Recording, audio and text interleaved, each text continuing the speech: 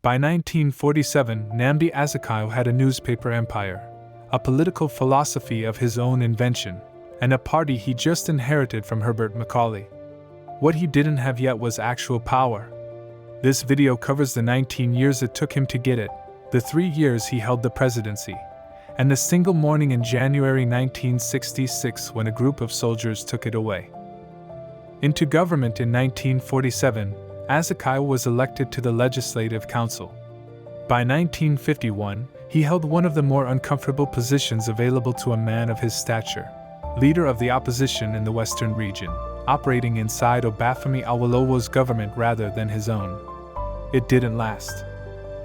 In 1952, Azakayo moved to the Eastern region, where he was elected chief minister, and by 1954 he held the region outright as premier. Building a university as premier, Azakayo poured resources into education across the Eastern region. Real self-government, in his view, meant Nigerians training Nigerians rather than continuing to rely on colonial institutions to produce the country's next generation of doctors, engineers, and administrators. That conviction became the University of Nigeria, Nsukka, which opened in September 1960 as the country's first indigenous university. Independence on October 1, 1960, Nigeria became independent.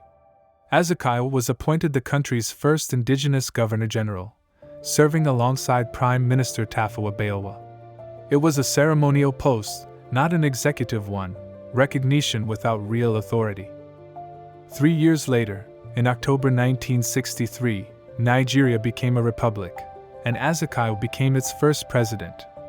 The coup on January 15, 1966, a group of military officers staged a coup. The civilian government Azakayo had spent nearly 2 decades helping build was gone within a day. He was removed from office, and the republic he had presided over lasted barely 3 years from the moment he took it. Biafra and the long coda during the Biafran War, Azakayo became a spokesman and roving ambassador for the breakaway republic. He later broke publicly with Biafran leader Emeka Ojukwu, urging him to surrender to Nigerian head of state Yakubu Gowon. Azakayo survived the war, served as university chancellor, and ran unsuccessfully for the presidency twice more, in 1979 and 1983. He died in 1996, a nationalist who had outlived nearly every phase of the nation he'd spent his life building.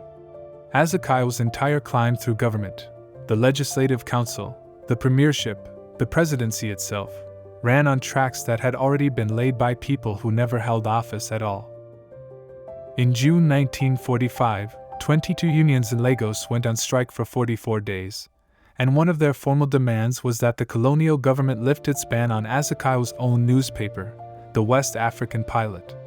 The man leading that strike wasn't a politician. He was a railway apprentice named Michael Imudu, and by the time it was over, 50,000 people turned out just to watch him walk into Lagos. Next time, we leave the Legislative Council behind and go to the railway yards, where Nigeria's labor movement was fighting battles the politicians hadn't caught up to yet.